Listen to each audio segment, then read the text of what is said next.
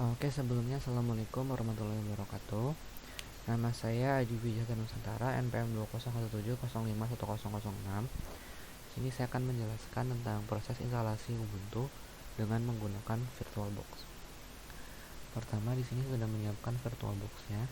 Di sini karena base system operasi saya adalah Linux, sehingga saya menggunakan versi Linux ya.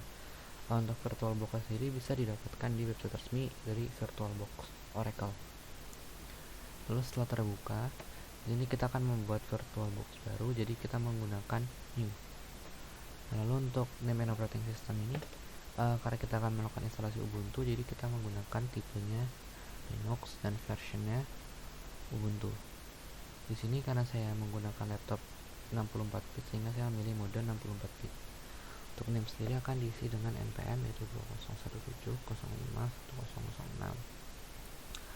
Untuk masukin folder ini kita pilih lokasi di mana kita akan melakukan instalasi virtual disknya. Jadi di sini saya akan memilih other, akan saya letakkan di drive. Ini kita klik new folder, beri nama virtual. Oke, kita klik open. Nah, sudah di-install di sini. Lalu kita klik next. Lalu kita akan memilih memori dialokasikan untuk versi Ubuntu-nya. Jadi di sini karena RAM saya adalah 43, saya akan menggunakan setengahnya yaitu 2048. Next. Karena kita belum memiliki virtual disk yang sudah kita buat sebelumnya, jadi kita menggunakan kereta virtual hard disk now. Untuk modenya sendiri kita pilih virtual disk image. Ini untuk ukuran dari virtual disknya kita akan menggunakan untuk alokasinya pada hard disk fisikal kita akan menggunakan dynamically allocated, sengaja dialokasikan secara dinamis. Untuk ukuran virtual sendiri di sini saya akan menggunakan 50 GB. Oke, sudah selesai. Sekarang kita akan memasangkan dia dengan file ISO-nya. Kita menggunakan pertama kita buka setting. Lalu untuk bagian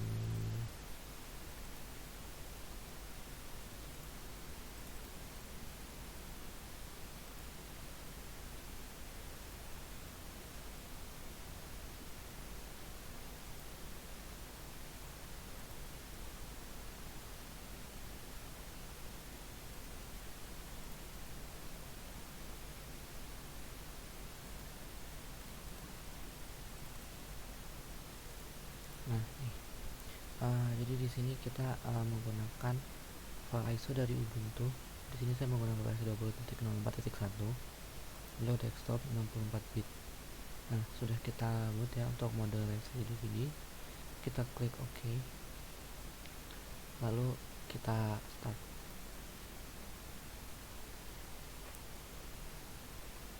Nah, sudah lihat dia sudah melakukan booting untuk sistem operasi Ubuntu. Oke, berikutnya kita akan melakukan instalasi untuk sistem operasi Ubuntu-nya. Dia sudah melakukan checking. Tunggu sebentar.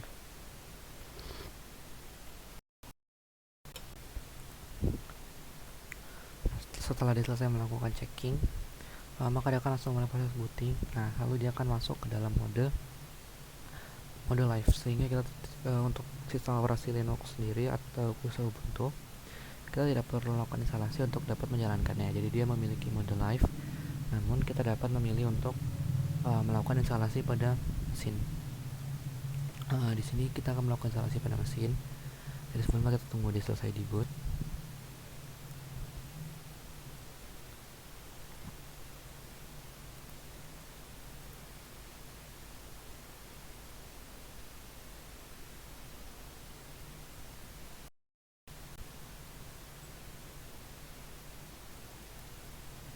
Nah, misalnya sudah hidup. Nah, di sini untuk versi sendiri saya menggunakan versi VocalFossa atau 20.04. Nah, kita akan langsung masuk ke dalam mode install.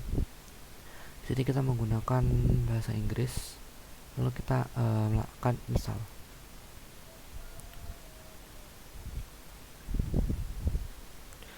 Langkah berikutnya kita milih mode keyboard. Di sini kita akan langsung saja menggunakan mode defaultnya. Klik continue.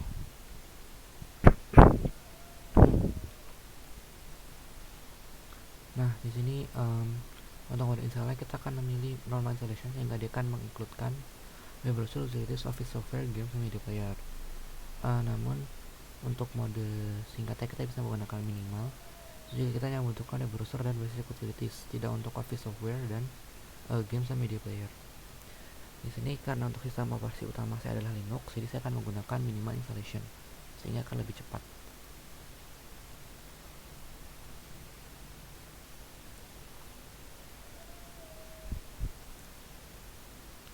Kita klik continue lagi. Biarkan dia loading sebentar. Nah, untuk installation tipe di sini saya akan menggunakan something else. Nah, untuk jika kita milih restrict install Ubuntu, maka installer akan otomatis memilih partition dan merestrukturnya, sehingga itu akan menghapus semua data yang ada di hard disk kita. Jadi kita milih something else. Jadi kita bisa melakukan manual partitioning. Lalu kita add new partition table. Kita konfirmasi. Nah, kita memiliki free space banyak 53.687 MB. Di sini kita akan membuat tray baru. Untuk ukuran sendiri kita akan strukturnya untuk utama kita akan menggunakan 38 GB. Primary Active Unit File System, mount point root.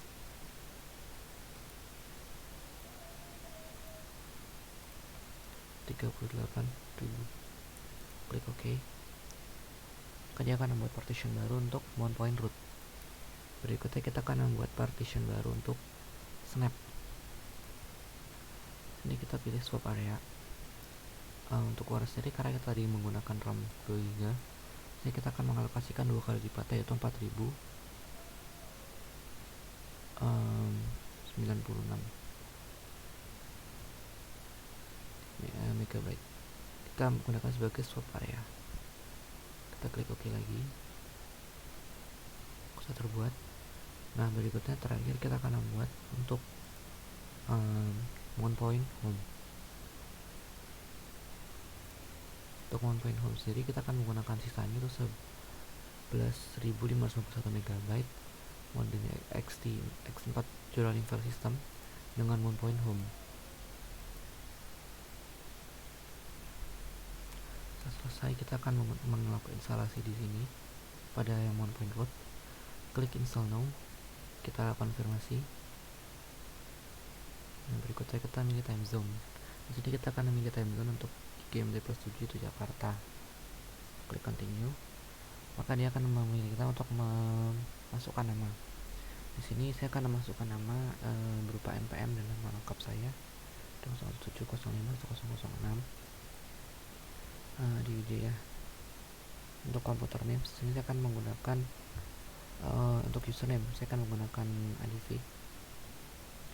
Passwordnya dibuat saja.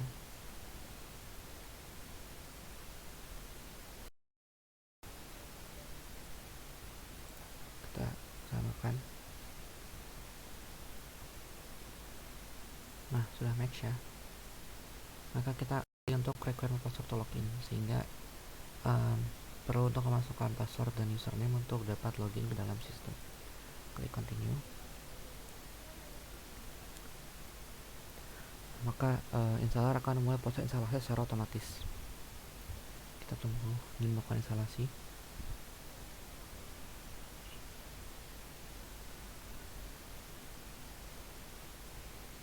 Baiklah. Setelah instalasinya selesai, kita bisa minta lakukan restart. Ini hanya akan merestart virtual machine kita.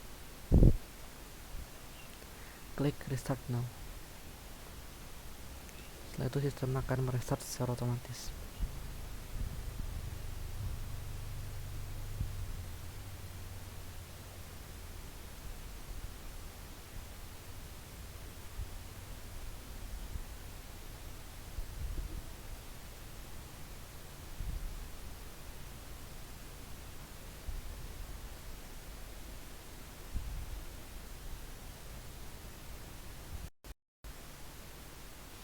Setelah itu kita bisa milih user yang sudah kita buat tadi, lalu masukkan password.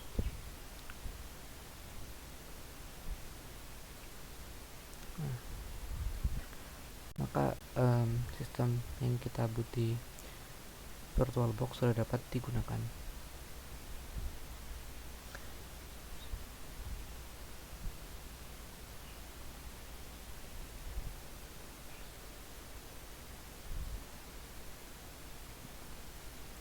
Nah, sudah muncul desktopnya ya.